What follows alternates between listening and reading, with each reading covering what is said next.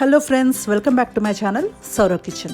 మేము రీసెంట్గా ఇండియాకి వచ్చాం అనమాట. సో ఈ వీడియోలోని నేను మా అత్తగారు వాళ్ళ ఇంట్లో ఏ రెనోవేషన్స్ నేను మా హస్బెండ్ ఇద్దరం కలిసి చేసామో చూపిస్తున్నాను. ఇది మా హాల్లో ఉన్న గోడ అండి. ఈ గోడ పరిస్థితి వచ్చేసి ప్రస్తుతానికి ఈ విధంగా పెచ్చులు చిప్పలుగా ఊడిపోయి ఇలా ఉందన్నమాట. అంటే కోవిడ్ కదా, సో మా వాళ్ళందరూ కొంచెం బయట నుంచి ఎవరినైనా పిలిపించి మరమ్మతుది చేయడానికి వాటికి కూడా కొంచెం థింక్ చేసి హెజిటేట్ చేసి ఇది ఇలా వదిలేశారు. అయితే దీన్ని ఏంటంటే నేను మా హస్బెండ్ ఇద్దరం కలిసి ట్రాన్స్ఫార్మ్ చేద్దామని డిసైడ్ చేసి ఇది ఎలాగా రెనోవేట్ చేసామన్నది చూపిస్తున్నాం. ఓకేనా? ముందుగా దీనికోసం అదిగో చూపించారు కదా, చిన్న చిజల్ లాంటిది ఉందండి. ఏదైతే మనకి పెచ్చులు అన్నవి క్లియర్గా వచ్చేస్తున్నాయో అదంతా కూడా స్క్రేప్ అవుట్ చేస్తాం అనమాట. హాఫ్ ఆఫ్ ద గోడ మనకు బాగానే ఉంది, మిగిలిన హాఫ్ అంతా కూడా మొత్తం ఇంత స్క్రేప్ అవుట్ చేస్తాం. తర్వాత అదంతా క్లీన్ చేస్తాం అనమాట ఒక క్లాత్తోని, సో దట్ ఆ డస్ట్ అంతా కూడా మనకి క్లియర్ అప్ అయిపోయేటట్టుగా. ఇక్కడ చూపిస్తున్న పేపర్స్ని కాంటాక్ట్ పేపర్స్ అంటారండి, లేదా వాల్ పేపర్స్ అని కూడాను. ఇవి సెల్ఫ్ అడెసివ్గా ఉంటాయి అన్నమాట. నేనేంటంటే ఈ పర్టికులర్ రెయిన్బో డిజైన్ అనేది నేను అమెజాన్లో ఆర్డర్ చేశాను. ఇదేంటంటే మా గోడ లెంగ్త్ ఎంతైతే ఉందో అక్కడి నుంచి స్టార్ట్ అయితే చివరి వరకు కూడా వస్తుంది. ఓకే, ఇది ఏంటంటే వెనకాల మనకు మామూలుగా చిన్నప్పుడు మనం లేబుల్స్ అంటించుకుంటే వెనకాల స్టిక్కర్ తీస్తే అంటించేసుకోవచ్చు కదా, ఆ టైప్ అనమాట. వెనకాల జాగ్రత్తగా స్టిక్కర్ తీసుకుని చూడకండి, అది ఆధార్ కార్డే.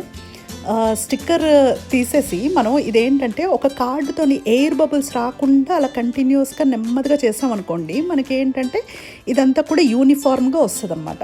ఎక్స్ట్రా ఎడ్జెస్ ఏవైనా ఉన్నాయనుకోండి కిందకు వచ్చేసరికి దాన్ని బ్లేడ్తోని కానీ లేకపోతే చిన్న షార్ప్ ఎడ్జ్తో కానీ అది కరెక్ట్గా వచ్చేటట్టుగా కట్ చేసేసుకోండి.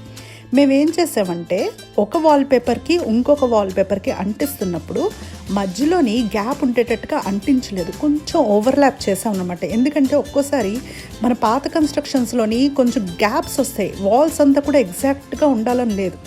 సో ఆ డిఫరెన్సెస్ రాకుండా మేము ఏంటంటే ఒక 1 సెంటీమీటర్ టు 2 సెంటీమీటర్స్ ఓవర్లాపింగ్గా అంటించుకుంటూ వచ్చాం. అది మొత్తానికి వాల్ అయితే మాత్రం మనకి సూపర్గా ట్రాన్స్ఫార్మ్ అయిందండి. ఈ సెంటర్లో పెయింటింగ్ అయితే నేనే గ్లాస్ పెయింటింగ్ వేసాను అనమాట. మనకు అన్నెసెసరీ ఎడ్జెస్ అంతా కూడా మనం చూపించిన విధంగా బ్లేడ్తో నీట్గా కట్ చేసామనుకోండి, ఎక్సలెంట్ ట్రాన్స్ఫర్మేషన్ అండి. ఎవరైనా అసలు నమ్ముతారా ఇంట్లోనే మనం చేసామంటే? ఒక మొత్తం వాల్కే న్యూ లుక్ వచ్చింది కదా. మా అత్తగారు వాళ్ళైతే చాలా హ్యాపీ.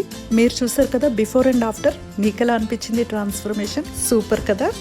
అలాగే ఈ బీరువా వచ్చేసి మా హస్బెండ్ వాళ్ళ తాతగారు ఇచ్చిందనమాట. చాలా పాతకాలం బీరువా. ఇందాక టెక్నిక్తోనే దీన్ని కూడా నేను ట్రాన్స్ఫార్మ్ చేశాను. ఈ particular type of paper marble design వచ్చిన గోల్డ్ టైప్ తీసుకున్నాను అనమాట. సేమ్ ఇందాక చూపించిన విధంగానే నేనే ఇదంతా చేశాను అనమాట. అదైతే మా ఆయన చేస్తారు, కానీ చాలా బాగుంది కదా. పేపర్స్ అవన్నీ వేస్తే పేపర్ ఫిష్ అవన్నీ వస్తాయి. సో ఇదైతే మాత్రం ఎక్సలెంట్ అనిపించింది. మా వాళ్ళు కూడా హ్యాపీ. నెక్స్ట్ సెగ్మెంట్ వచ్చి ట్రాన్స్ఫర్మేషన్ ఆఫ్ గుమ్మాలు అనమాట. ఇది బిఫోర్ పిక్చర్స్.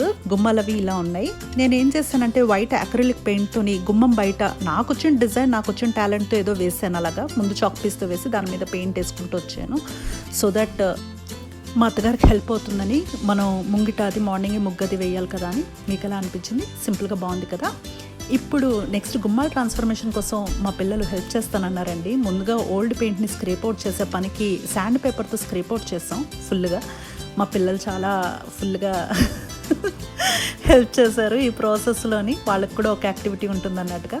తర్వాత నేను ఏం చేస్తానంటే ఎల్లో యాక్రిలిక్ పెయింట్ అండి, దాంతో ఏంటంటే గుమ్మాలకి 2 కోట్స్ వేసాం అనమాట. సో దట్ ఏంటంటే ఏమైనా పాత డిజైన్ ఉన్నా కూడా మనకి ఇది అయ్యేటట్టుగా. నేను పెద్ద పెయింటర్నేవి కాదు, అంటే బేసిక్గా అలాగనమాట. ఏవో నాకు వచ్చిన డిజైన్లు చుక్కల ముక్కల టైప్లోని అలా వేసుకుంటూ వచ్చానమాట మొత్తానికి గుమ్మాలన్నిటికీను. ఇది లోటస్ లాంటిది కాదు, పర్వాలేదు, బాగానే ఉందనుకుంటా. సో చిన్నగా ఏదైనా మనం ఏంటంటే ఒక్కోసారి ఎవరినైనా ప్రొఫెషనల్ పిలవాలేమో, మనం వేయలేమేమో అని డౌట్ ఉంటుంది. అలాంటి డౌట్స్ ఏమీ పెట్టుకోవద్దు. మీరు ఒకవేళ ట్రై చేయాలంటే ట్రై చేస్తే కదా తెలుస్తుంది మనం ఎలా వేస్తాం అన్నది. సో నేను ట్రై చేశాను. మా అత్తగారు వాళ్ళకి థ్యాంక్స్ చెప్పుకోవాలి, వాళ్ళు కూడా గుమ్మాలు నాకు ఇచ్చినందుకు. సింపుల్గా బాగున్నాయి కదా ముగ్గులు. మొత్తానికి మేము చేసి అలా అలసిపోయాం అనమాట. మీకు కూడా ఈ వీడియో ఇన్స్పైరింగ్గా ఉండి మీరు కూడా కొత్తవి ఏమైనా ట్రై చేస్తానంటే మీకు హెల్ప్ అవుతుందని అనుకుంటున్నాను. Thank you so much for watching. Catch you in my next video.